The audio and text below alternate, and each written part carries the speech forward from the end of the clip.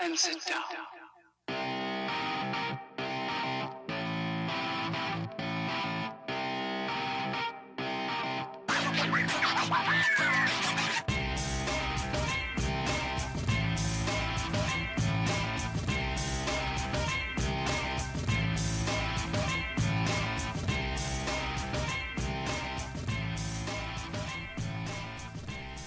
Que pasa, caballeros? Foundations in finance. Got to start with some of the most basic terms.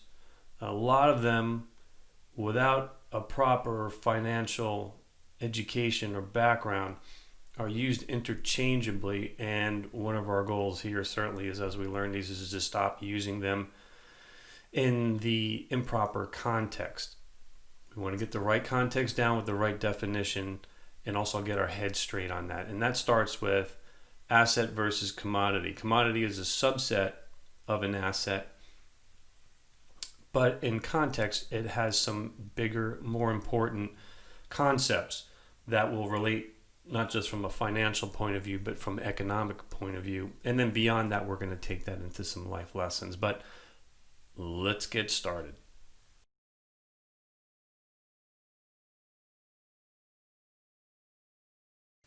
Okay, welcome. So we're going to go over these financial and economic contexts of the definitions, get into a little bit of lessons, and then a bit of a conclusion where we're going to try and spread this out the way I kind of have taken my lessons in finance and try and take it beyond some of the basics of within just the financial world and starting to apply that even to a wider point of view. So financial context, commodities. Commodity is a subset of an asset or a type of asset.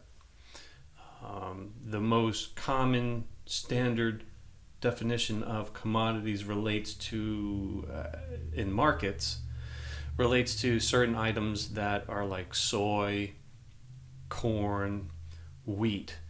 And a commodity, this is the specific definition, it is interchangeable with that same type of commodity from someone else.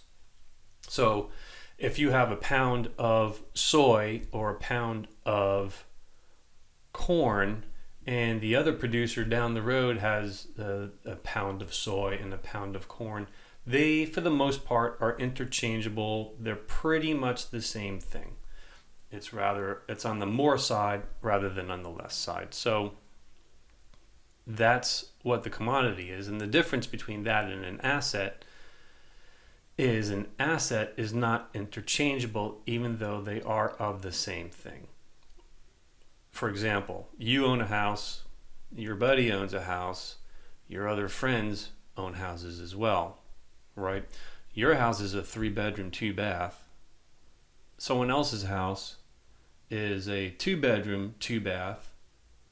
Someone else lives in a different neighborhood, say a nicer neighborhood, and they've got 2,800 square feet and they've got 4 bedrooms and 3 baths, right? So now we all own houses.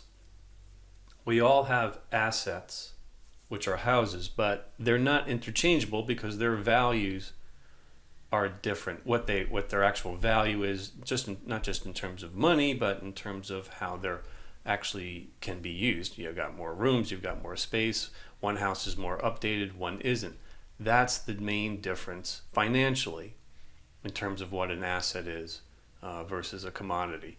And commodities usually are those types of items that are literally interchangeable because they're basically the same thing. All right, let's get into the lessons here. So let's first start with what is value. Now this is from a financial context only. And when people talk about value in terms of finance, it's primarily from a point of view that value is a product or a service that can be exchanged for money.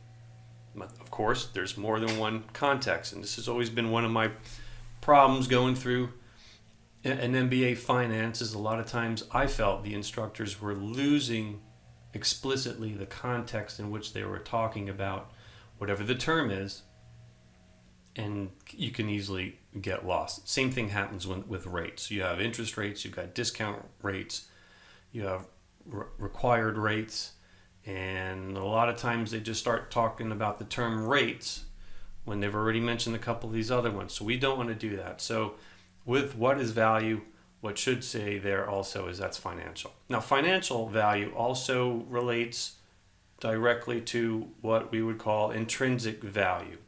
It's pretty much the direct amount of exchange you can do for a asset or even a commodity in terms of what it could be exchanged for in dollars. That's kind of what's seen, so to speak. The extrinsic value is where we kind of get into an economic concept because it has to do with value that is beyond just the direct monetary value of what is usually calculated in the beginning. So that kind of gets into opportunity cost. Now I'm just kind of throwing this concept out there, and this is going to make more sense in a little bit when I give you some examples. But economically, think about the E in economics and E in extrinsic. They go together because it's the value that's beyond the intrinsic value, which you should think of in financial terms. So the commodity value is equal to the intrinsic value, which is what I just said. So, this is where I take this concept of asset and commodity. I'm now expanding it from its traditional points, okay? So this is getting into the economic context. If you look at the definitions above, I'm now getting into that space. Prior to this, I was doing it primarily just from a financial context point of view for the working definitions of asset and commodity. I like to use this economic context and move on to that to then expand our knowledge of assets and commodities, which again we'll see even more so in examples. So as I said, the commodity value is equal to the intrinsic value, which is primarily just the dollar value of what it could be traded for. But the asset value, now again this is in an economic context, is the intrinsic value plus the extrinsic value. Now the best way of understanding this, or the simplest and quickest way, is to let's go over and talk about Paul Newman's Rolex Daytona. It was only a few years ago in 2017, the most expensive watch ever sold. If you're a watch guy like myself, you already knew about this, but it was Paul Newman's Rolex Daytona, one of his favorite watch, the one that he wore the most for decades when he was driving or owning racing car teams in what's now called the Indy Racing League. That watch was sold for $17.8 million. And so this brings up the point where someone would say, oh my gosh, that's absolutely ridiculous, right? Because when they're saying it's absolutely ridiculous, think about this. They're only thinking about the intrinsic value of the watch. Now, if you go out and look for a Rolex Daytona serial or reference number 6239, where is that watch? With what's called the famous Panda dial, because it's black and white. But if you go out and look for a Rolex Daytona of that same period, it could be somewhere usually around $30,000. Okay, so this is the point. Now, when everyone gets, that it's Paul Newman, then it's ridiculous. Well, what's ridiculous about it is they're not breaking down the intrinsic versus the extrinsic value, which put together equals what we just said before, which is the full asset value. The intrinsic value of Paul Newman's watch is around $30,000. It's not any more than that. What's absolutely mind-boggling, because it's really one of the most famous watches in the world, the balance of the difference between what its intrinsic value is, which is what its actual market value is for that watch of that time, if someone was selling it now in good, decent condition, which is the condition of his watch, they would just get the same amount. But that watch is also, its intrinsic value is the same. What's insane is the balance of that $17.75 million auction price that it went for is the extrinsic value. So the full market value of this is completely lopsided. Usually houses and cars, they're primarily, it's the intrinsic value. And then there's extrinsic value depending on the different type of asset. But this is the most egregious example, and it perfectly points out what I want you to try and get across and understand, that when someone says it's crazy, because in their mind they're still thinking only intrinsic value. And of course, the watches, Paul Newman's watch does not have an intrinsic value of $17.75 million.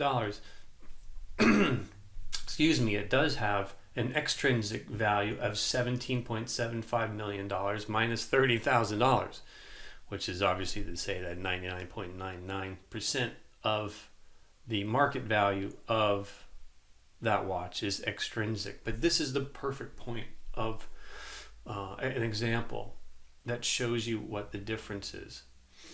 That's why some people, for some house that's for sale, and it has a list price of $200,000, and there's a couple of different bids on it, and they're around $190,000, $195,000, and then someone comes in and pays and offers let's say $215,000.